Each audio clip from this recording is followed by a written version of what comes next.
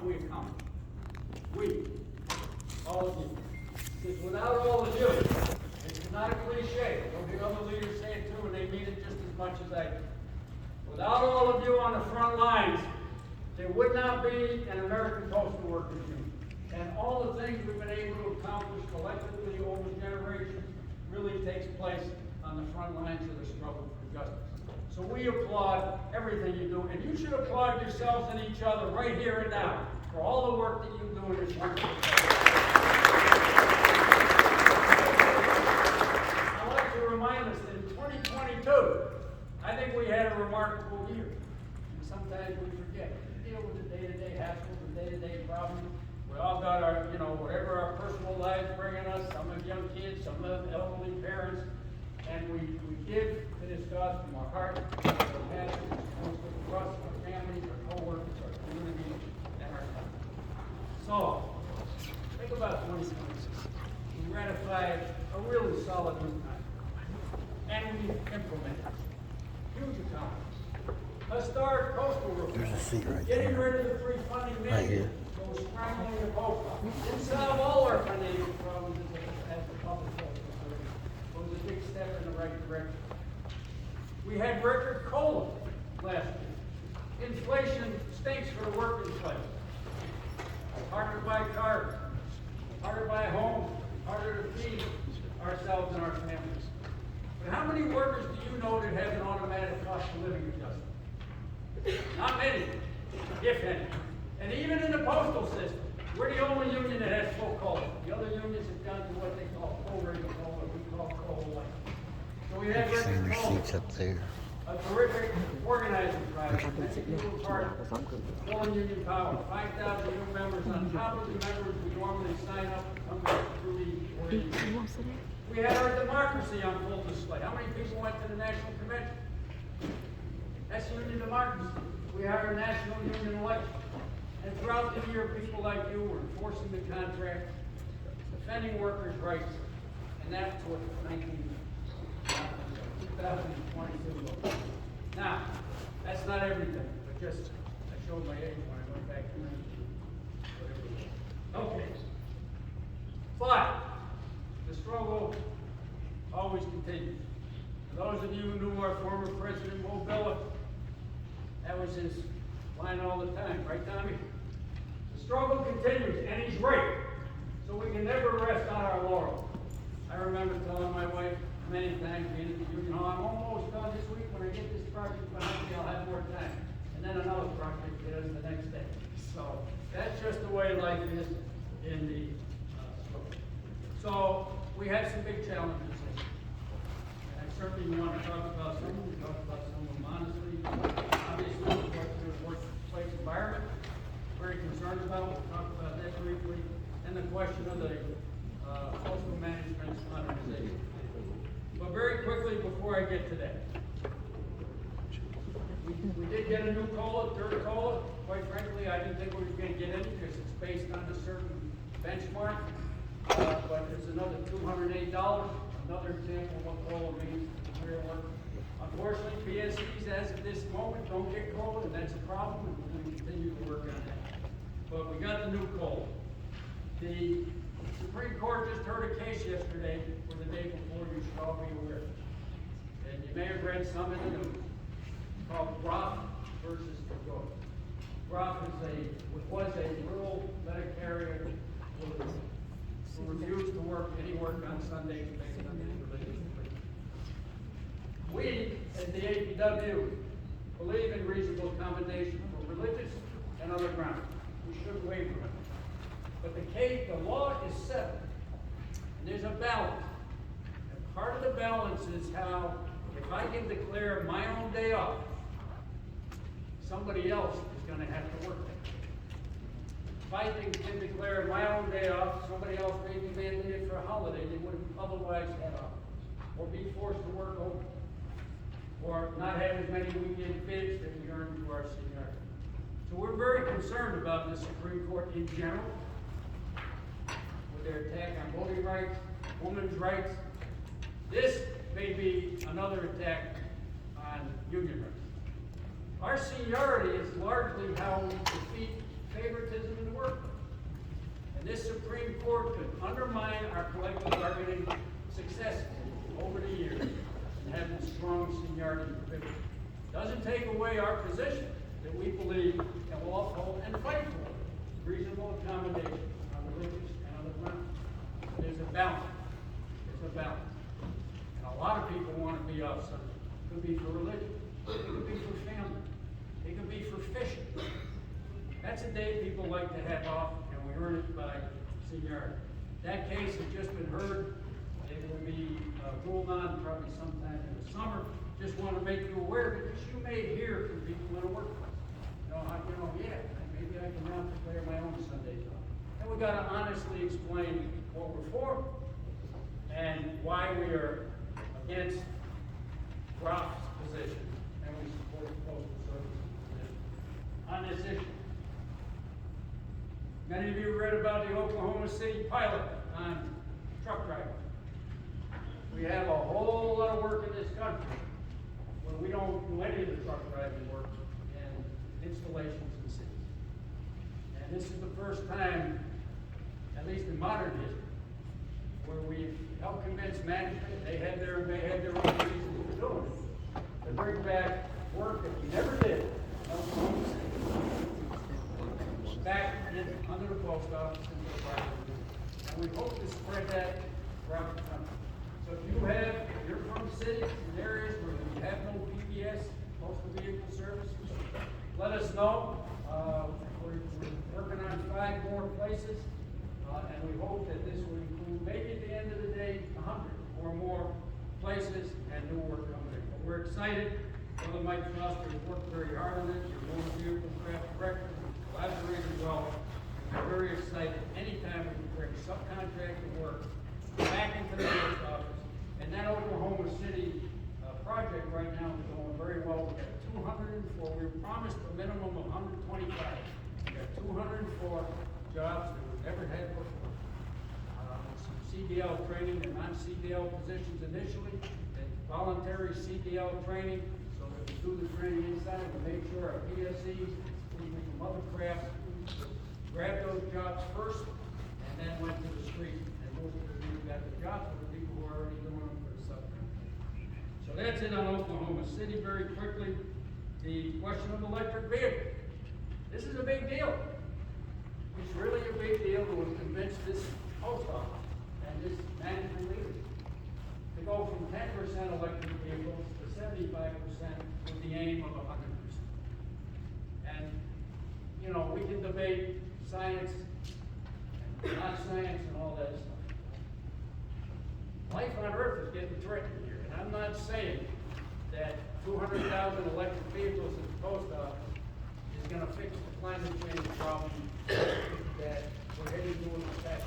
Seriously, that's what the science says. That's not what Mark Diamondstien says. But at least to get the post office as a model employer to do the right thing and set the stage is very, very good, very, very important. I can't remember when those vehicles are first going to start rolling, but it's going to be a couple of years. I do completely disagree with the post office and have united with the United Auto Workers that those vehicles should be made union made. And they're not. But we do agree on the EV percentages and the characters, and I think we should chalk that up as a big victory. We work with our allies, the environmental community, the United Auto Workers, and so on. The Board of Governors. The Board of Governors sets policy, so it's important who's on the board. And it's not a great board. There's a vacancy now, most of you probably know, we're advocating for former Congresswoman Brenda Lawrence permission to be the next nominee from the Biden administration. They have not done it yet. We're still pressing. We may be calling upon you if we go into a more public campaign. To some extent, that's up to Brenda Lawrence. For those who are at the convention, Brenda Lawrence spoke at the convention. If I'm not mistaken, I think we made her an honorary member right there. Am I right? Yeah. And she would be the only person on the board that has any postal experience. She was once a letter carrier, she was a clerk, yes, she was once a supervisor. But at least she has postal experience. Nobody else. And when you talk about diversity, the board is mainly made up of white guys who are out of the financial world. We need diversity on the Board of Governors, and new perspective to the Board of Governors. And the Postal Regulatory Commission also has a vacancy. Postal Regulatory Commission is supposed to be a regulator. They can do some good and they can do some real damage. And they just did some real damage. Serious damage to us. A significant part of our future rests on new, creative new services on the retail side for the people of this country. We've been fighting might and main to break through on financial services. It's done all over the world with the post office. Brother Brooks, my executive assistant, we've been meeting with management for over a year and a half. Serious meetings, planning meetings to at least kick the door open on paycheck cash. So people aren't completely ripped off going to these predatory paycheck cashers and payday loans and so on. We had an agreement that we were going to expand this to try 50 sites. Then we could really see if it worked. More we could fight for. The PRC stopped it last May. And they said, well, we're not sure the post office is allowed to do this. And then they just came out last week with their year report and put all sorts of obstacles in the road. That's how important the PRC can be, good or bad. We're still going to try to find a way to go around it. We've got meetings set up with management soon to try to see if there's another way we can go with it. But we've got to figure out how to provide those services that people need, protects our jobs, protects the postal service, and it binds the country together, which is what our mission is. By the way, just on expanded services, you talk about EV.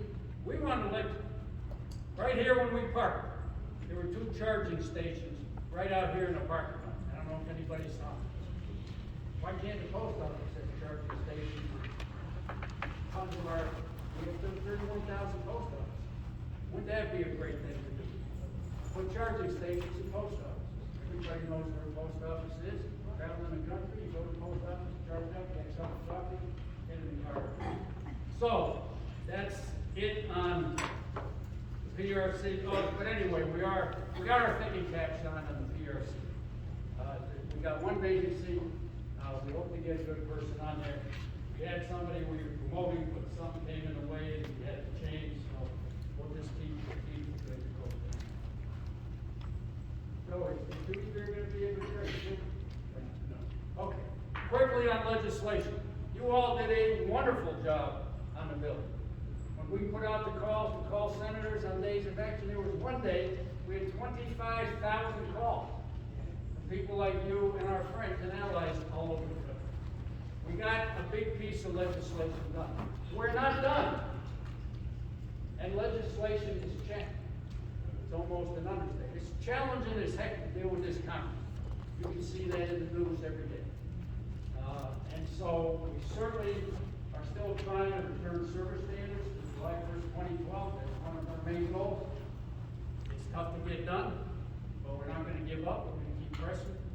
We also have some other legislative priorities for this country. One of which, and now I'm going to call on the newer people, around solidarity. How many people in this room were under civil service retirement? Or still under the civil service system? A few of them. You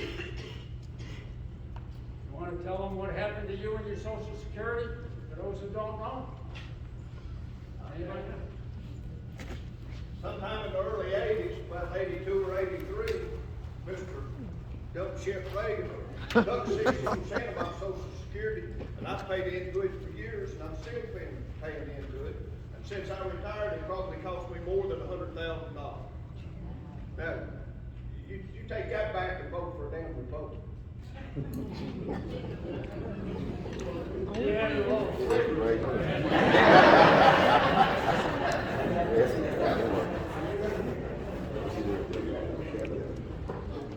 That's the windfall. It's called the windfall elimination. We were saying we were double dipping. We didn't double dip. So we had legislation in the last Congress. 305 co-sponsors in the House. That means a lot of Republicans. It wasn't going to be retroactive, but it was going to correct the problem. Since the brother ragged on the Republicans, rightfully so, I'll rag on the Democrats, rightfully so. Because they stopped that bill. The Democratic Party leadership stopped that bill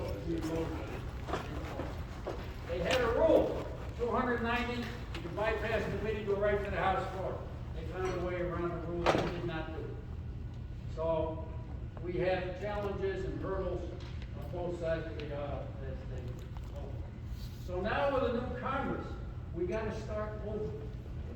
It's the year between the sessions, then you can keep going. So now it's been reinstituted, I think it's called the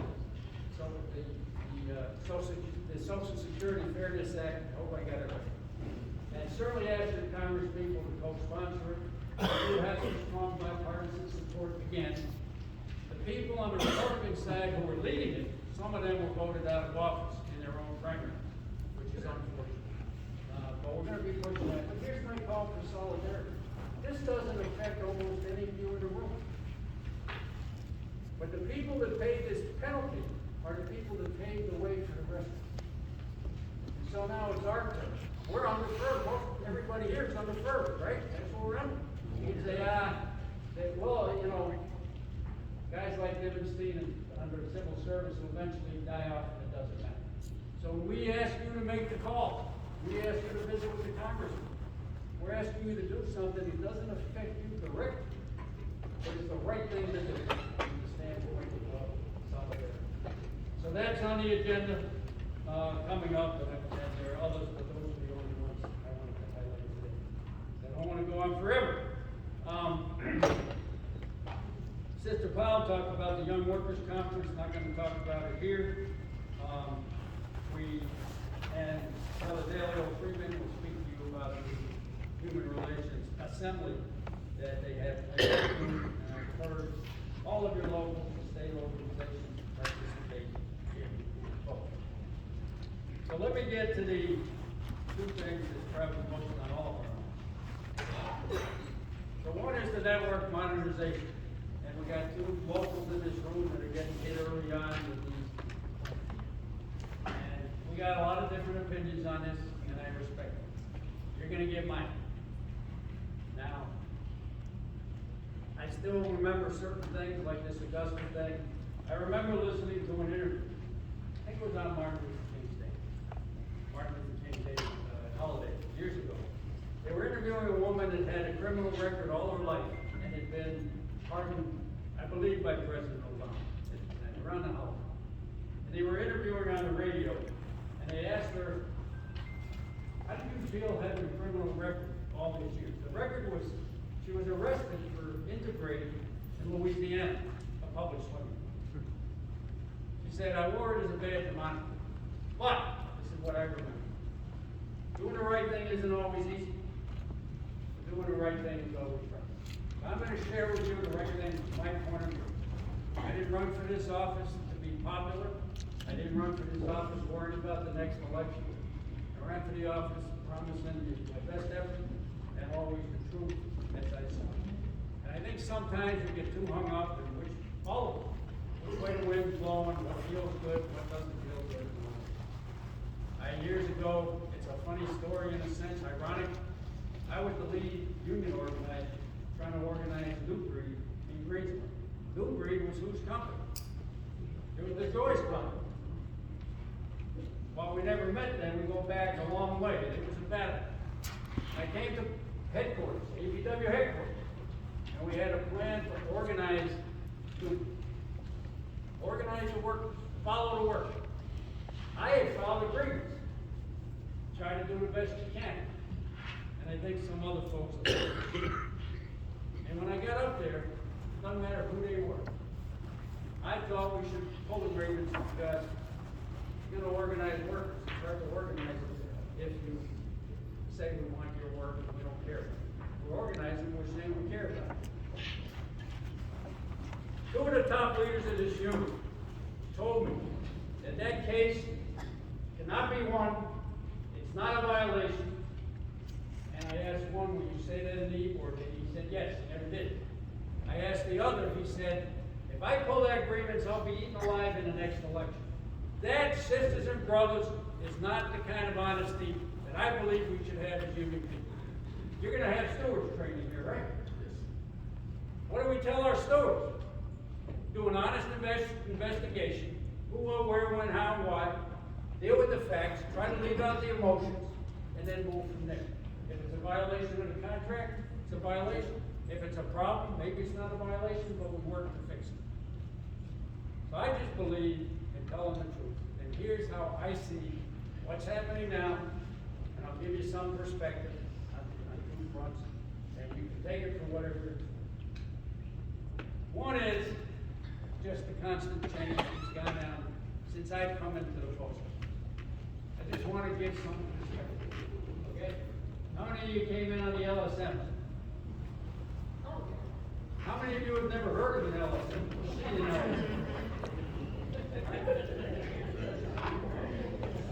We had 6 of them in Greensboro. Greensboro folks here? Look right, you can see what the mask does? Then we had about 40% of our clerk jobs bid on the LSM. They all went. The machinery changed. When I went to work at the post office, for those who know North Carolina geography, and a lot of you do, Winston-Salem and High Point have just been centralized institutions. I went to work in the Winston-Salem section. People weren't happy, but they got excess, and it was job protection. But they were being moved because of why? The machinery was changing. The automation was going in the brain. Like it or not.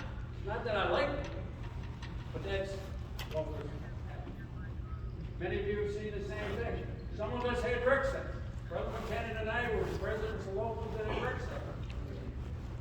Remote encoding center. There's one left out of, I think we had 50. We built new plants. We've gone into new plants. We've gone into other new plants. They bought in a BMC network in 1974. Brand new. People were excess. People were pissed. But that's just the changes that we're constantly making. And those changes are not going to stop. When they built a new plant in Greensboro, some people traveled further. They did. But they built a new plant, and they have a right to build a new plant. So, I'm only sharing that because we're facing more challenges with change. The network modernization plan that management promotes doesn't mean we like it. It's largely based on automation. And automation in our country right now, in my view, is an enemy of working people. Because we don't control the impact. Now, if you have all this automation, I would replace the LSM operators to raise their hand. Right, we had a crew of 18 plus another probably 8 bid jobs to deal with the off days and all of that stuff. Work together as a team. We were replaced by how many people, Devin? 2. If we're lucky, 2. Because we got to hold management's feet to the fire and staffing on the deep. But that's, so now what we're facing is another wave of automation. And management, and it takes up a lot of space. That's what automation is. I would love to see automation work for us, but we're going to have to build more power. Why not a shorter work week? Why does it mean that we always have to work harder and have less jobs? But that's a long run battle. So what's going on in these places largely is a new level and a new stage of automation. And it's not pretty, APW family. They got what they call a HOPS machine, high optimized parcel sorter. I may have the old wrong. 8,400 parcels an hour. And it simulates on all 6 sides of the package. Meaning, nobody has to face it. We just went, the regional coordinator, Brother Jared Wundu and I, and Melissa joined us, went to the SDC. I'll get into those in a minute in Athens. So we saw the SDUS running. People had to face it. That barcode had to be facing the right way. Now with a HOPS machine. And then they have a Mars machine that feeds in, and I haven't followed it all, but apparently they expected to do 64,000 parcels an hour. So we got some real challenges. But anybody deep in labor history who knew who the Luddites were? Anybody know? Luddites. Luddites.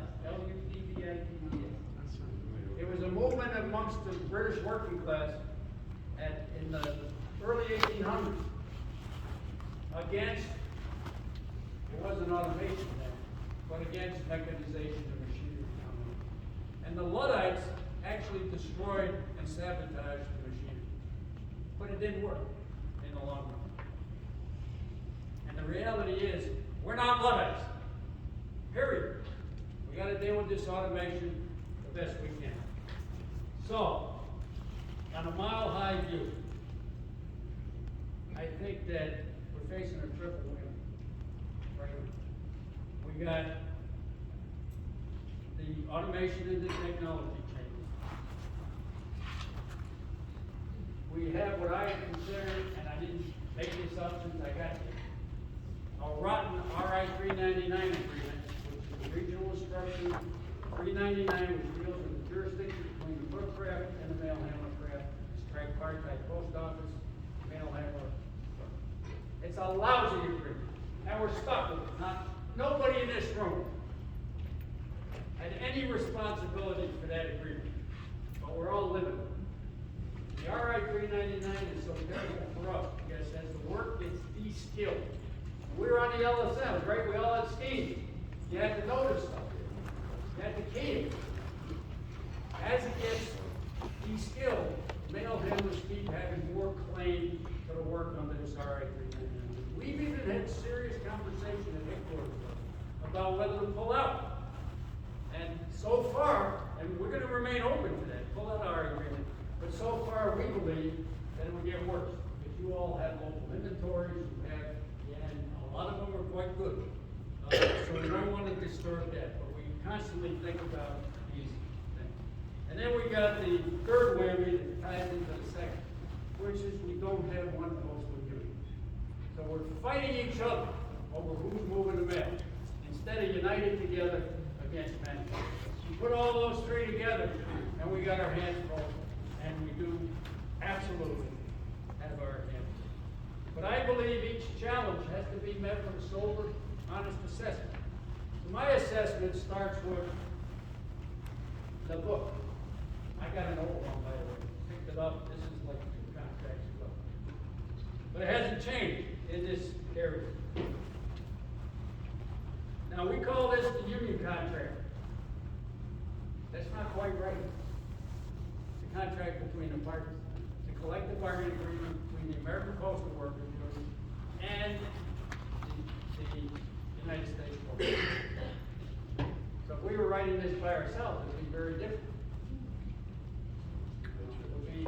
We'll be in heaven on earth when we go to work every day. So it's a negotiated agreement. And what it says is, subject to the terms, the provisions of the agreement and law, management has certain rights. And under Article 3, Section C, what does it say? They have the right, the exclusive right, to maintain the efficiency of the operations entrusted to it. But that leads to my main point.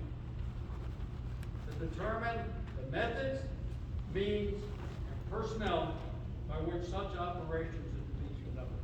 Now, they had to do it in confines of the contract, excesses, impacts, timing.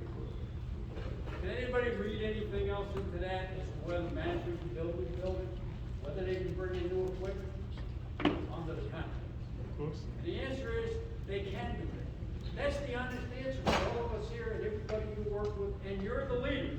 They're going to rely on you to find out and to know what's happening. Now, just because we can't beat it with the contract doesn't mean we don't try to beat it. We couldn't beat Staples with a contract, but we beat it with people. So then we got to decide whether and how to rally the people.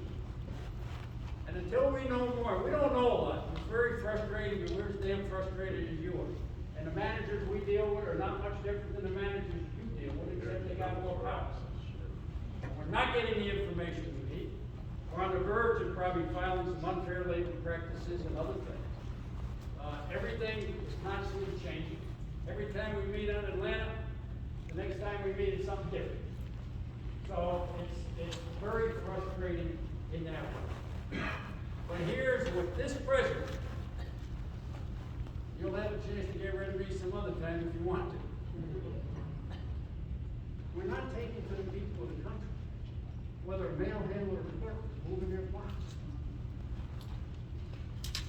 People in the country don't care who's mailing and who's moving their parcel. They don't know the difference between a mail handler and a clerk. We're all postal workers as far as they're concerned.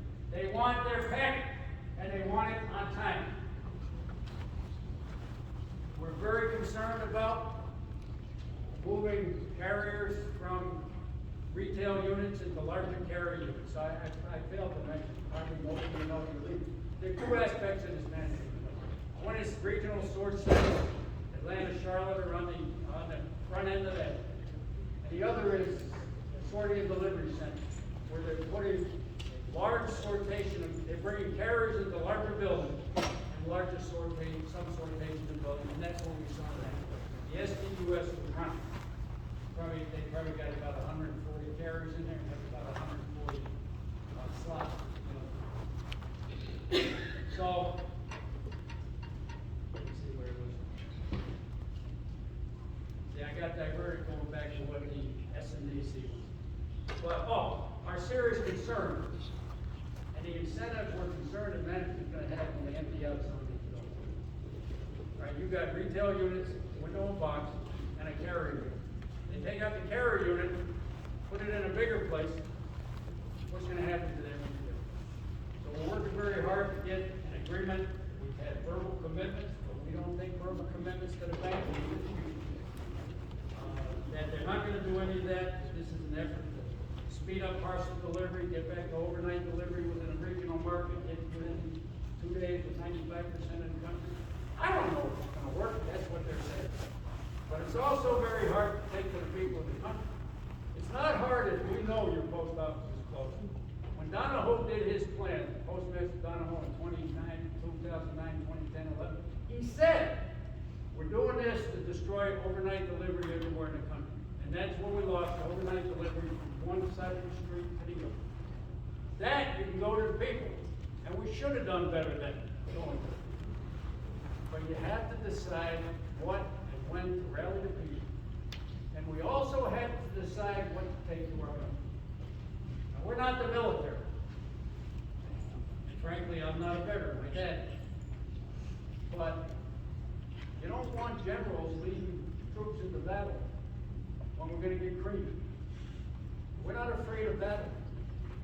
But it doesn't do our members any good to wage a fight and then feel defeated or to create illusions about what's happening. So our goal right now, and it may change, because if we get any evidence, and I said this to the president now, that part of their plan is to close retail, reduce the hours, close things, we are going to take that to the streets. But short of that, we got to figure out how to best protect our jobs. This is going to deeply affect the per craft. It's going to deeply affect motor vehicle craft. It has some potential to affect the maintenance craft. We have to figure out how to bring more work back in, to create new duties, to try to get, and I hate to say this because I'm a one duty here. We've got to figure out how to keep the mail handlers out. Because their goal, and we'll work with them on all sorts of things, but their goal in life is to take work from us. And we actually met with the PMG, the deputy PMG, and we said, well, we're not trying to take any work away from the mail handler, but damn it, we don't want them taking any work away from us. And so that's the battle that's out there. And then we have to make sure that the people of the country have their local post offices, on-contract stations, local post offices, that their neighborhood post office is still there, they can still go get their certifieds and their health mail and everything else.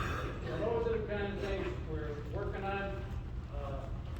I can't say I'm hopeful that we're going to have some answers soon, but I think there's a possibility. If we can't, we're just going to have to up with it. This is not a new plan, by the way. It was in the 2 previous postal plans about the network, about changes, and most of us have been through this. Am I right? I was just talking to Hank earlier. You were in a facility that became a completely repurposed building. And so part of our approach is we're not afraid of repurposing from the National League of Detroit. We say keep the buildings open. If you got to change, the mail mix has changed, folks. Hasn't it? You work it every day. Your leaders, 2006, the post office processed 212 billion pieces of mail, letters, flats, parcels, whatever else, periodicals, newspapers. Last year, you know what it was? Anybody? $221 billion. There's a change. We don't get scared of the change. We don't surrender with the change. But we have to recognize the change. And then we have to deal with it the best we can. The mail mix has changed. Our daughters who used to sing at these conferences, hate to admit it, guess how they pay their bill? Online. But they do things online that my wife and I didn't do for years. They shop online. And that can create package, and more revenue, and more work. But we have to be able to make those packages. And we don't want this to become another package company. We got UPS and FedEx and DHL. This is not a business, it's a service. But they also have to have the revenue. Because guess what the 1970 law says? Anybody know? No more tax dollars. You have to run off revenue. And so, it's not easy out here. So that's, we're not asleep at the switch. We're working very hard. We've got a lot of sleepless nights, as I know you do at the local level, trying to figure this out and trying to do the best we can. I can speak for everybody here. Is very concerned about what's happening, but at the end of the day, right, my belief is coming, and we gotta make it work the best for us. Until we find out anything different about what the post office plans to do with this rebuild. So, it's not new. I met a guy this morning in Athens. Athens was a small plant that closed in 2014 or something. Anybody found me? He's worked in 4 offices since and 3 crafts, and now he's back home. And you know what he said to me? That I had a job the whole time. That's what the union has to do. Lose sight. We have no layoff protection for career employees. How many people in this room are still PSC? Anybody? We're not there yet on the job protection for the PSC. Right? We've done very well with the conversion. The last contract, we've gotten the backstop at 24 months. We got people yelling at me to do away, to change that back to what it used to be, where you had to have a residual vacancy to get converted. We had PSC stuck out there for 5 or 6 years. We're not going back because of this management. We aren't going back. But think about for the career employees. How many people in this room were once PSCs and now your career? Heck of a lot of them. And if you were career by the time we signed the last contract without the 6 years, you have no layoff effect. Then we got limits on excess. When we look at Article 12, which deals with excess, and we sometimes say, oh, this article stinks. It doesn't stink. It's a great protection of our job. I was talking to somebody the other day, and they said, the plant closes in a town and they don't have a union, or don't have this contract, what happens? Everybody's out of work, and sometimes the whole community dries.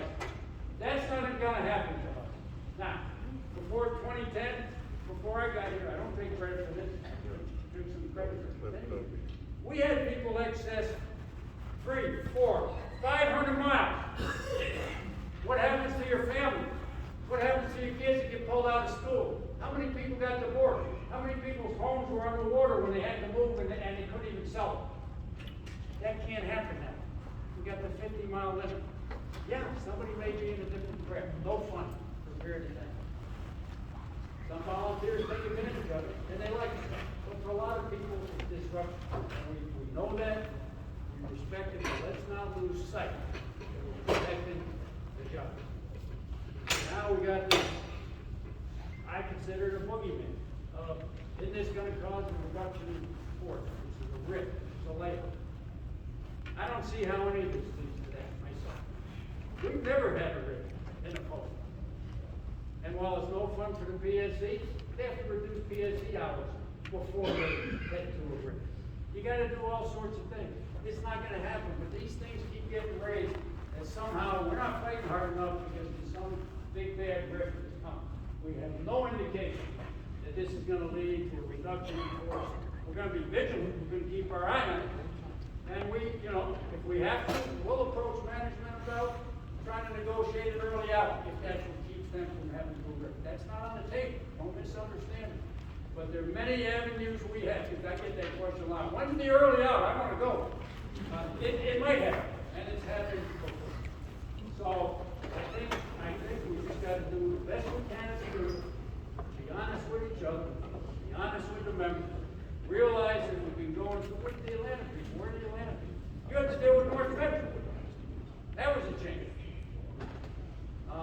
And so it's never easy, but it's happened. It's happened for decades.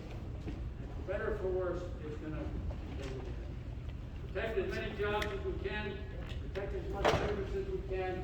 And this also underscores something you can all help with, which is how to expand and protect our work. How many of you deal with members who come to you? There got to be a lot of stewards in the room, right? How many stewards? Raise your hand if you're a steward. You ever have somebody come to you and say, they're making me do a mail handler? Did that ever happen to you? Giving our work away. Shame on any union officer that's ever filed a grievance for us doing mail handler work. It's all our work. I came into the post office and been over trucks for 3 months.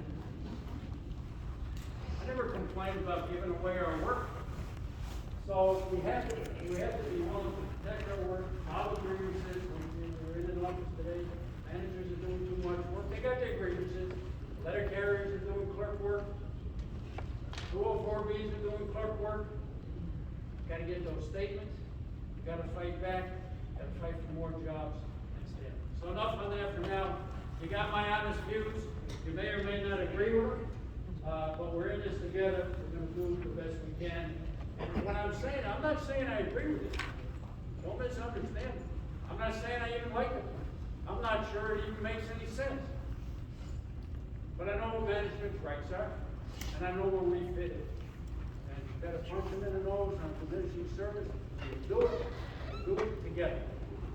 Now, the next big thing is the day of action on April 20th. There's no question, it's come up at the President's Conference a lot. Listen, the toxic work environment has been a problem ever since I came in 1982.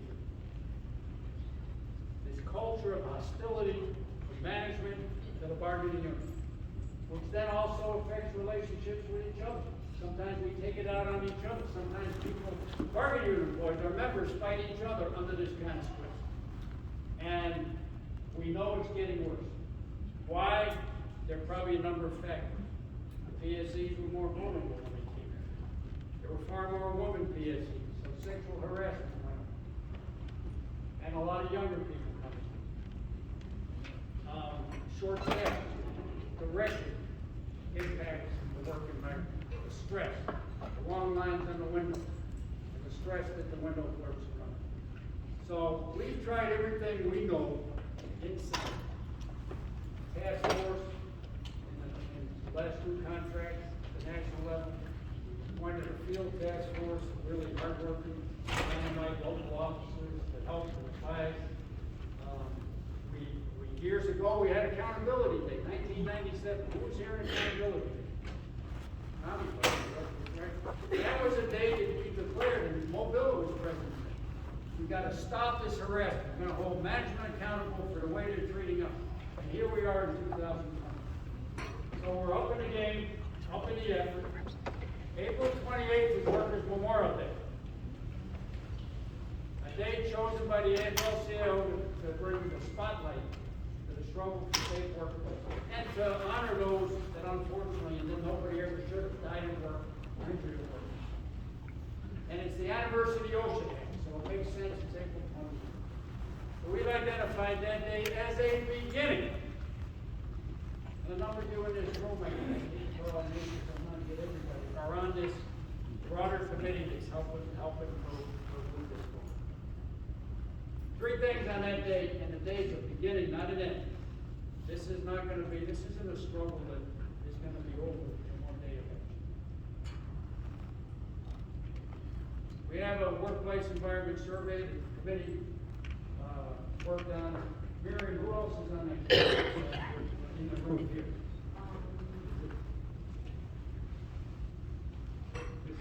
Is the assistant from Macon here? Everybody else is here. There you are. You're on it, right? Yeah.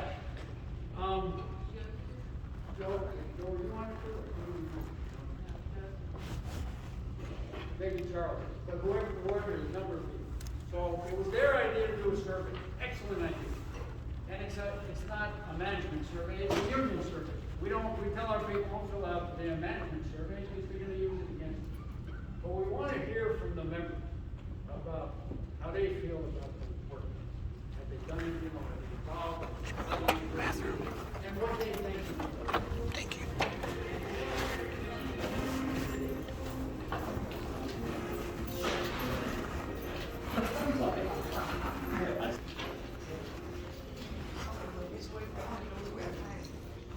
Elevators are down there. All the way down there. Oh, the stairs are there too. How you doing? You doing all right? Yes, ma'am. I'm doing great.